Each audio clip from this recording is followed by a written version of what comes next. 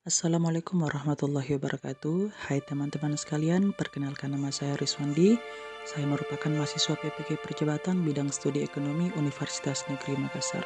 Pada video kali ini saya akan menjelaskan perjalanan pendidikan nasional di Indonesia. Pada dasarnya, pendidikan di Indonesia sudah dimulai sejak sebelum masa kemerdekaan, yaitu ketika Indonesia masih berada dalam masa penjajahan Belanda. Pada tahun 1901, pihak Belanda memperkenalkan sistem pendidikan formal di Indonesia. Kebijakan pendidikan yang diterapkan oleh pemerintah kolonial Belanda saat itu bersifat diskriminatif. Artinya tidak semua orang saat itu bisa mengenyam pendidikan dengan bebas. Hanya golongan tertentu saja yang bisa mengakses pendidikan tersebut. Adapun pembelajaran saat itu hanya sebatas menulis, membaca, dan berhitung. Maka melihat keadaan ini, para tokoh cendekiawan atau kaum terpelajar masyarakat pribumi merasa tergugah untuk mengubah keadaan tersebut. Dan salah satu tokoh yang memperjuangkan hak pendidikan di Indonesia adalah Ki Hajar Dewantara. Sebagai kaum terdidik, Ki Hajar Dewantara melakukan gerakan transformasi untuk memperjuangkan hak pendidikan yang sama bagi seluruh masyarakat pribumi Indonesia. Karena itu, Ki Hajar Dewantara mendirikan sebuah lembaga pendidikan yang diberi nama Taman Siswa. Taman Siswa ini berdiri pada 3 Juli 1922 bertempat di Yogyakarta. Kemudian pada tanggal 8 Maret 1942, Belanda berhasil ditaklukkan oleh Jepang di Indonesia. Maka Belanda pun angkat kaki dari Indonesia. Ketika memasuki masa penjajahan Jepang, sistem pendidikan Belanda yang berkembang selama ini di Indonesia semuanya digantikan oleh Jepang.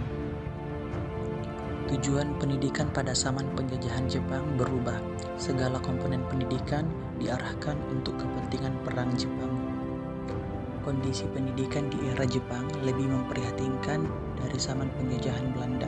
Selama Jepang menjajah Indonesia, setiap harinya murid hanya diberikan latihan fisik dan kemiliteran untuk mendukung komponen perang Jepang. Bahkan para pendidik pun sebelum mereka mengajar harus melalui pelatihan untuk menanamkan ideologi semangat perang dan sumpah setia kepada Jepang.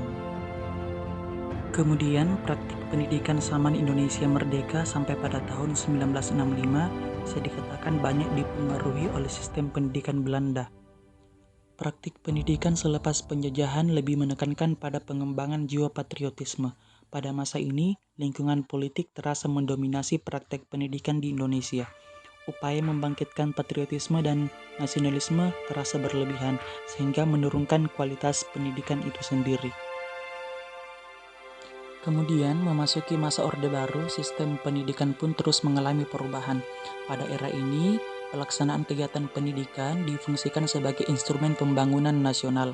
Kebijakan pendidikan pada masa Orde Baru semuanya bersifat terpusat otoriter. Pendidikan diselenggarakan dengan otoritas kekuasaan administratif birokratis dan penyeragaman kurikulum, metode mengajar dan sistem evaluasi.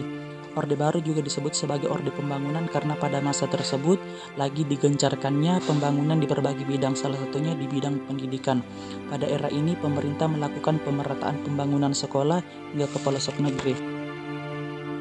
Memasuki era reformasi, perkembangan pendidikan di Indonesia sangat dipengaruhi oleh perubahan konstitusi yang menjadi salah satu agenda reformasi. Ruh pendidikan di era reformasi sangat menggugat berbagai persoalan sentralisasi otoriter yang diterapkan pada Orde Baru dalam bidang pendidikan. Di masa pemerintahan B.J. Habibie ditetapkan kebijakan otonomi daerah termasuk otonomi dalam bidang pendidikan. Artinya, masalah pendidikan yang semula serba ditangani oleh pemerintah pusat kini bergeser ke pemerintah daerah.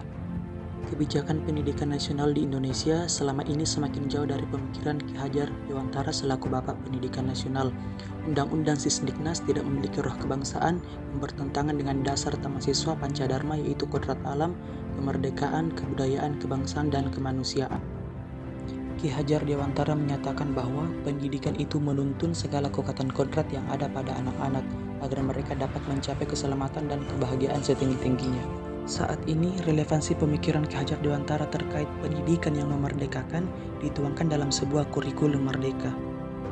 Sekian pemaparan materi dari saya terkait perjalanan pendidikan nasional di Indonesia. Semoga video ini bermanfaat. Terima kasih.